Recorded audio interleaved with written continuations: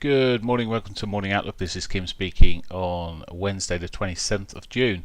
So looking at the euro dollar first, and well, we yesterday ended up with a down day. It hit that daily 34 pretty early on.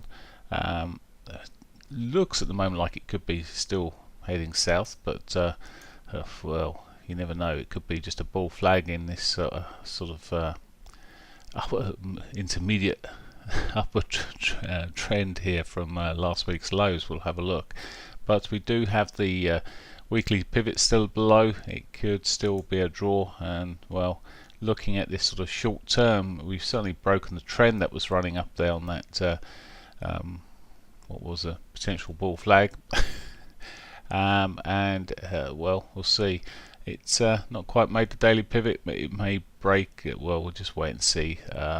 This morning, first thing, if it catches into that, the 50, the 34 that's sitting above there, then may be a good point to look at the short side to try and trade it back down towards the weekly pivot, and maybe more. The S1's good there as well, so very simple move yesterday. Nice retracement there, sold off, and let's see if we can get a bit of a continuation on that mode. There's little in the news front to affect the euro this morning.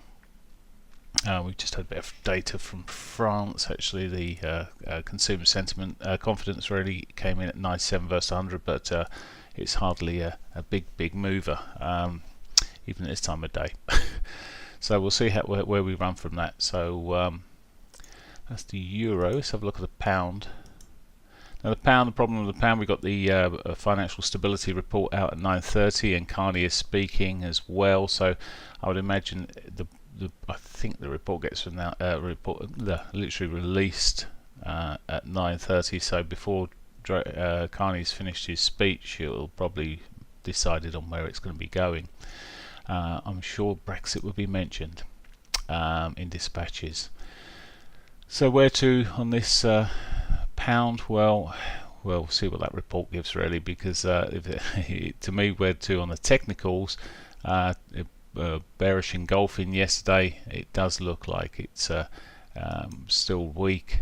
As I said, the sentiment on it's weak, and I think the chances of it going up are weak at the moment. But I mean, we got that report out last week, and it bounced like a good one. Where is it? Right away back here. Big bounce on I said a report, but the voting changed. Well, at the moment we're just pretty much floating. It'd be nice for it to run up, catch the daily pivot above us. A move in there likewise may provide sell opportunities. If it runs through, we'll see into that 34.50. Still with the lower highs, lower lows coming through, it does look quite a soft, weak market there. Dollar yen. Chop is continuing its chop zone. Not a lot you really can do with this market. It's I mean, you see this 4-hourly picture sums it up perfectly in terms of its I mean, there is potential at some point it might head south, but at the moment sorry, head north even, but it is heading south at the moment, but it's just difficult to really assess anything when the market's moving like this, so best left alone for me. Don't need to be first in to the mess, can be later into the mess. Aussie dollar continuing its route south. Is this going to give us a bit of a guide to what's going to happen with the European currencies today? We'll see, but heading up, running back towards those prior lows there. It really does look that big bearish bar there. Last bar there does look soft. Let's come back to 60 minutes. It's already caught the daily pivot. May just get a bit more consolidation. There's a nice little trend line that actually worked yesterday. We may see a similar thing here again today, and it's as simple as that sometimes. Not always, of course, but it might just roll over from this sort of zone at some point. Okay, that's the Aussie, and finally the Canadian dollar, another currency pair that you should be mainly leaving alone. As you can see, the bars, the daily bars here are getting they're inside bar, almost inside bar. It's not really given too much of a heads up. He comes to this 4-hourly picture, and that's as far as I'm going to go because I don't want to entice anyone into trying to trade it.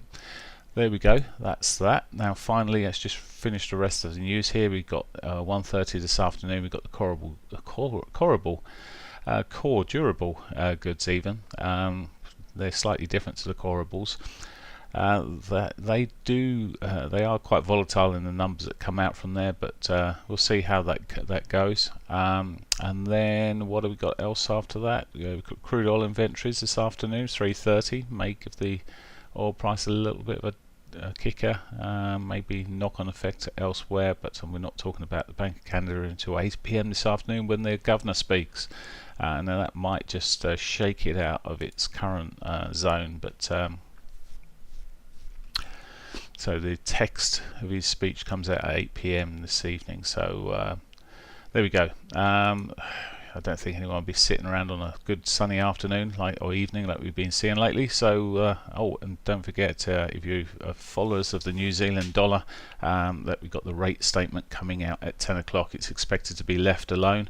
And any comments coming with that will be watched very closely because it had been used as a carry trade currency, but with it being higher than the US dollar for such a long time, but they're now on par. So and it's whether or not they're going to increase. So that'll be watched at 10 PM. Okay, have a great one. Bye for now.